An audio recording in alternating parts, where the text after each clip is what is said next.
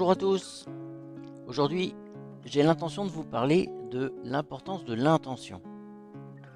Alors pour parler de ce sujet, je vous ai préparé un petit dessin que vous pourrez visionner sur la vidéo, puisque je l'afficherai là, et en même temps dans les commentaires, si c'est plus pratique pour vous. Alors pour commencer à parler de l'intention, je vous propose un petit déroulé, en commençant par parler de la pensée. Alors la pensée, tout le monde sait ce que c'est, mais en fait, personne n'est capable d'en exposer clairement les spécificités. Effectivement, si la science s'est essayée à ce sujet, elle reste encore à ce jour incapable d'en prouver ne serait-ce que son origine. Alors quoi qu'il en soit, connaître ces détails est superflu pour appréhender l'importance qu'elle a sur nous et sur notre réalité. La pensée est à la base de tout. C'est en quelque sorte une matière première que nous utilisons sans même y penser, c'est le cas de le dire.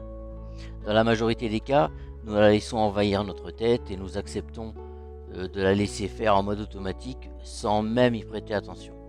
C'est ainsi que la pensée va s'adapter et va attirer d'autres pensées similaires pour alimenter nos tracas, nos envies, nos soucis quotidiens, et la liste pourrait être longue.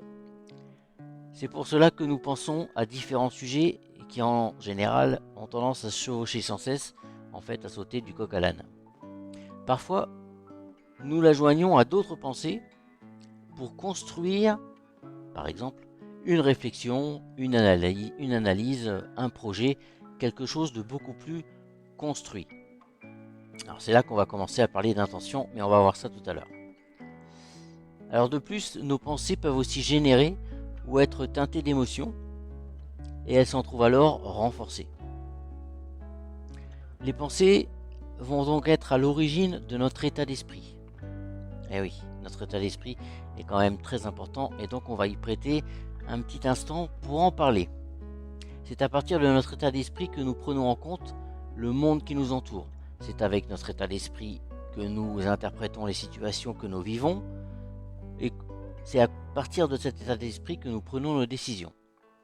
On va s'appuyer sur notre état d'esprit pour entrer en interaction avec notre environnement et avec les personnes qui le composent. Voilà, j'espère que c'est suffisamment clair pour le moment. À partir de là, on va comprendre très facilement que notre état d'esprit est donc à la base de nos comportements, de nos attitudes avec lesquelles nous allons vivre des expériences, les expériences du moment, évidemment.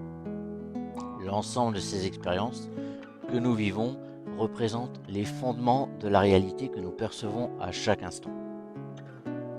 Alors pour résumer tout ça, on peut dire que nous sommes donc tous responsables de notre propre réalité. Alors si vous m'avez suivi, c'est très bien.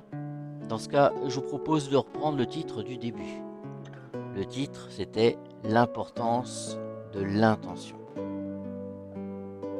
Alors poser une intention, c'est prendre le contrôle de notre pensée, de nos pensées, et de les orienter vers un objectif qui est précis, qui est parlant pour nous. Je vous invite donc le plus souvent possible à poser clairement vos intentions, qu'elles soient simples ou plus importantes, peu importe. Vos intentions, essayez de porter une attention particulière dessus. J'espère que vous me suivez toujours. Cela évitera que vos pensées n'en fassent qu'à leur tête et construisent un état d'esprit relativement pauvre en valeur ajoutée. Par exemple, vous pourriez prononcer ces mots dans votre tête ou à voix haute. J'ai l'intention de passer une bonne journée. Ou alors je vais être efficace pendant ma réunion. J'ai l'intention de me préparer un bon petit plat. Je profite pleinement de mon bain. Voilà, ce sont des intentions très très simples. Bon, évidemment, il vous sera difficile de composer 100% de vos journées en posant des intentions partout. On est d'accord. Le but, c'est d'avancer pas à pas et de commencer par poser une ou deux intentions par jour. Même des intentions toutes simples, comme par exemple, aujourd'hui j'ai l'intention de me sentir bien. Ou aujourd'hui, tout se passera bien dans tous les domaines. Alors je vous propose d'essayer et de vous faire un avis par vous-même.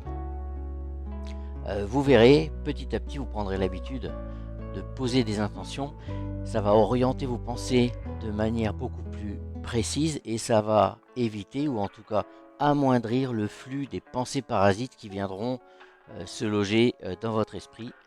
Vous pourrez revenir ensuite pour en parler dans les commentaires. Voilà pour ce podcast. Bon, j'espère que j'ai pas encore été trop long. J'espère qu'il vous a plu. Alors s'il vous a plu, évidemment, vous pouvez le partager avec vos proches. Si vous le trouvez intéressant, n'hésitez pas aussi à venir poser vos questions, à le commenter. Et en tout cas, pour ma part, je serai ravi de pouvoir vous répondre. Je vous donne donc rendez-vous pour un prochain podcast.